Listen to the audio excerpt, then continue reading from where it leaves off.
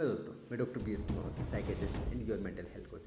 दोस्तों, बहुत सारे लोगों का ना एक मिसकंसेप्शन है कि हाथ धोना यानी बार बार हाथ धोना, सिर्फ उसी को ओसीडी बोलते हैं। दोस्तों, बार बार हाथ धोना ओसीडी का एक छोटा सा पार्ट है।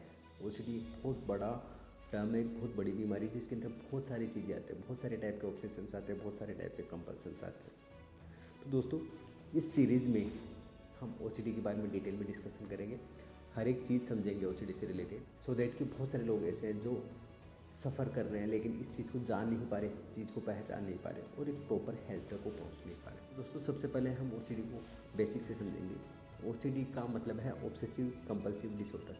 इसमें एक पार्ट है ऑब्सेशन, एक पार्ट है कंपल्सन। ऑब्सेशन का मतलब होता है दोस्तों कि कुछ विचार, कुछ इच्छाएँ, कुछ इमेजेस हमारे दिमाग में बार बार आती है, रिपीटेटिवली आती है, हमारी इच्छा के अगेंस्ट आती है। हम नहीं चाहते फिर भी वो विचार हमारे दिमाग में बार बार आते हैं और हम उनको कंट्रोल करने की कोशिश करते हैं बट कंट्रोल नहीं कर पाते। एंड मोस्ट इंपॉर्टेंट चीज़, वो इंट्रूजिव होते हैं। अब इंट्रूजिव का मतलब क्या होता है? इंट्रूजिव का मतलब होता है कि हमारी डेली रूटीन एक्टिविटीज़ में वो इंटरफेयर करते हैं। उसकी वजह से हम हमारी डेली रूटीन एक्टिविटीज़ पे फोकस नहीं कर पाते, कॉन्सेंट्रेट नहीं कर पाते, हम हमारे पढ़ाई लिखाई पे फोकस नहीं कर पाते, हम हमारे काम पे फोकस नहीं कर पाते।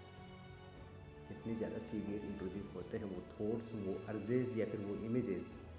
एंड ये ऑब्सेशन वाले पार्ट की वजह से, इन थॉट्स, इन इमेजेस या फिर इस अर्ज की वजह से व्यक्ति में एक अजीब सी बेचैनी होने लग जाती है, एक अजीब सी घबराहट होने लग जाती है। और उस घबराहट, उस बेचैनी को ठीक करने के लिए वो कुछ एक्टिविटीज़ करता है।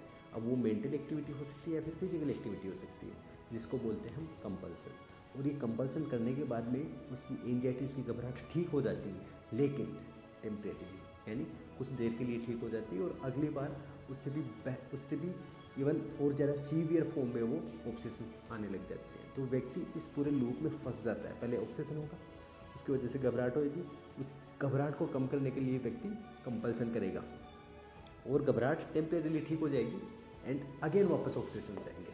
तो ये पूरा ओसीडी का एक साइकिल होता है दोस्तों। तो इस ओसीडी के साइकिल को समझना सबसे ज़्यादा ज़रूरी है।